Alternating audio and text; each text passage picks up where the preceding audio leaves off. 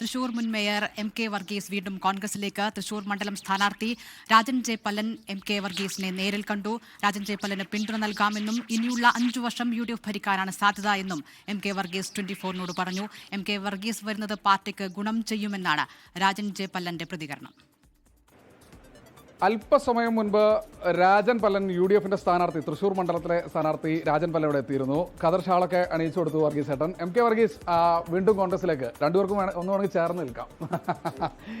പ്രതിപക്ഷ നേതാവായിരുന്നു, മേയറായിരുന്നു, മുൻപ് ഒരേ പാർട്ടിയിലായിരുന്നു. ഇപ്പോൾ ഒരുമിച്ച് നിൽക്കുമ്പോൾ എന്ത് തോന്നുന്നു? വർഗീസ് ഏട്ടൻ്റെ പ്രതികരണം ഞാൻ നേരത്തെ എടുത്താണ്. വീണ്ടും ഒരുമിച്ച് നിൽക്കുമ്പോൾ എന്ത് തോന്നുന്നു? അല്ല, വളരെ സന്തോഷമുണ്ട്.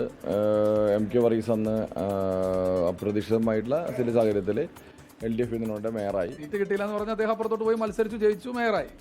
ആള് സ്വതന്ത്രമായിട്ട് നിന്ന് ജയിച്ചു, മേയറായി. സ്വാഭാവികമായിട്ടും ആൾ മേയറായി. ഓപ്പോസിഷൻ ലീഡറായിട്ട് പാർട്ടി എന്നെ നിയോഗിച്ചു.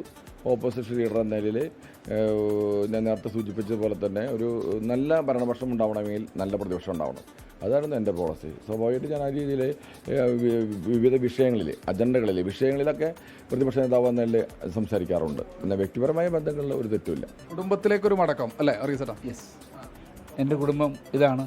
രാജൻ പല്ലനും ഞാനൊക്കെ എന്ന് പറഞ്ഞാൽ അന്ന് സംഭവിച്ചതുപോലെയല്ല. ഒരു കുടുംബത്തിലുള്ള ഞങ്ങൾ 40-45 വർഷക്കാലം ഒരുമിച്ച് പല കാര്യങ്ങളിലും കോൺഗ്രസിൻ്റെ ഉന്നമനത്തിന് വേണ്ടി പ്രവർത്തിച്ചവരാണ്.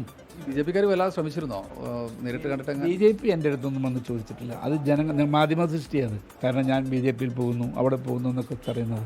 ആളുകൾക്ക് ഒരു ആഗ്രഹം ഉണ്ടായിരുന്നു തോന്നുന്നു അല്ലേ വർഗീസ്? ജനങ്ങൾക്ക് ആഗ്രഹം ഉണ്ടായിരിക്കാം, അല്ലെങ്കിൽ BJP-ക്ക് ആഗ്രഹം ഉണ്ടായിരിക്കാം. പക്ഷേ ഞാൻ 45 കൊല്ലമായിട്ട് ഞാൻ കോൺഗ്രസ്സുകാരനാണ് എന്നുള്ളൊരു അതിനകത്ത് എനിക്ക് മാറാൻ പറ്റില്ല. എങ്ങനെയുണ്ട് നിങ്ങളുടെ ഒരു കാൽക്കുലേഷൻ? എങ്ങനെയുണ്ട് ഇദ്ദേഹത്തിൻ്റെ ഒരു പ്രവർത്തനം കൂടി? ഇനി ഇദ്ദേഹം പ്രചരണത്തിൽ ഇറങ്ങല്ലേ? അതെ.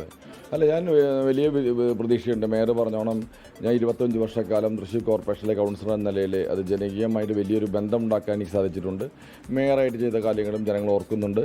അത് വളരെ വലിയ പ്രതീക്ഷയുണ്ട്. ഭൂരിപക്ഷം ഞാൻ പ്രവചിക്കുന്നില്ലെങ്കിലും വലിയ ഭൂരിപക്ഷത്തിൽ വിജയിക്കുമെന്ന് തന്നെയാണ് ഞാൻ പ്രതീക്ഷിക്കുന്നത്. അതാണ് അവർക്ക് പറയാനുള്ളത്. ബിനേഷ് ബാബുരാജിനൊപ്പം ശ്രീകുമാരൻ, 24 തൃശ്ശൂർ.